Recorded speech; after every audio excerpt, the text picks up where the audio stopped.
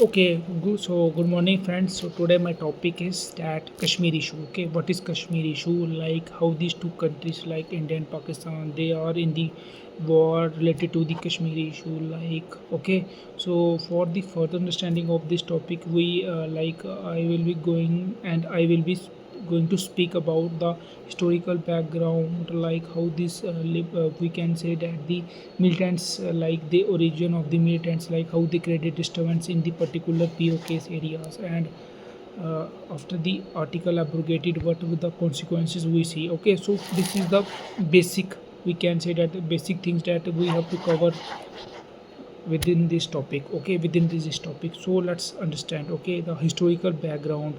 Okay, historical background, like I'm going to talk about only some things, like this is the most important things, like I'm not going to cover into detail, but I will told you, like I will we can say I will share with you some important details, like the instrument of accession when Kashmir Hari Singh signed the instrument of accession, like that time the Jammu and Kashmir become part of the main territory of India.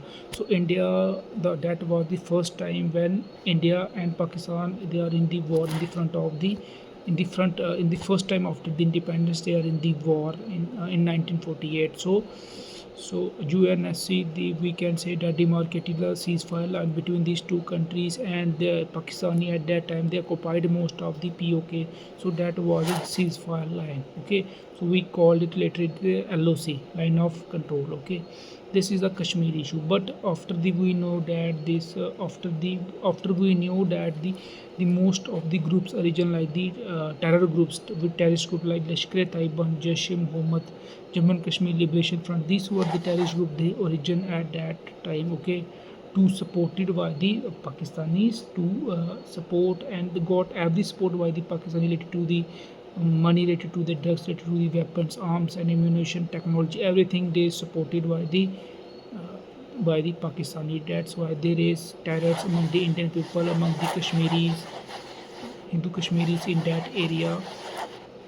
So that was a thing, that means in the current scenario that we talked about, that both countries like India wants to claim their own, because India know that Jammu and Kashmir is a part of the Indian territory. India wants to claim the whole area, but on the other side, if we see the Pakistan also want to overcome the Indian power of that area. And also that we know Pakistan gave some issues, some we can say the territories to the Chinese, like the Shashkam Valley to the China, and on the other hand, China also occupied our Aksai Chin area, Ladakh area.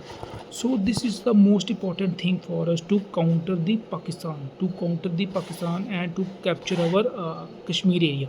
So this is the Kashmir issue. Okay, this is overall the Kashmir issue. Now I'm going to understand the relation, and I'm going to understand the, we can say that the scenarios after the abrogated of the world Article 370.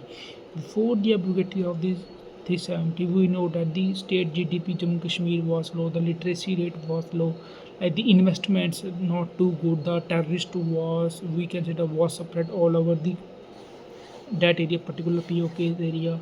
Okay, the we can say infrastructure was very low, but we see the result. Okay, after the abrogated of the 1947, we see the state GDP grow, we see the human development index grow, we see the literacy rate, we see the investments. Okay, we see the investments in that area, we see the infrastructure, like particular infrastructure, like if I give the example infrastructure, like I will give the example later, but I will tell you the whole point.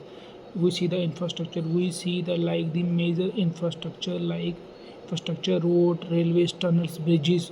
So I'm going to speak about in detail. So what are the things that we saw in the, if like I am from the, okay, not I'm not going to reveal my territory, reveal my entity, but I am from that place where I saw a lot of, we can say, the infrastructure development. Like I saw many education institutions, like I saw many railways, bridges, tunnels, like the, we can say that the growth of the GDP is growing day by day after the abrogated the, we can say that the law and security security, we can say that the law and security is continually working,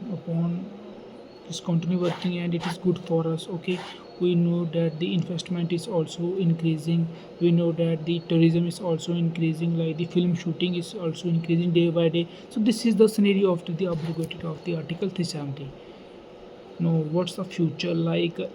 In the future, we knew that like we have two enemies in the front of us. Like we have China on the other side, we have Pakistan on the other hand. We have to counter with both countries. Like we have to take our part, like Pakistan occupied Kashmir from the Pakistan, and we have to take Aksai Chin and Shakshan Valley from the China. So we have two front war zones. Okay, and we need many military intelligence. We need many fighter jets to in our squadrons. Okay, so this is the thing that we would like to acquire in the future, and in the near possibilities we knew that we will be achieving this from these two countries that they occupied most of our area.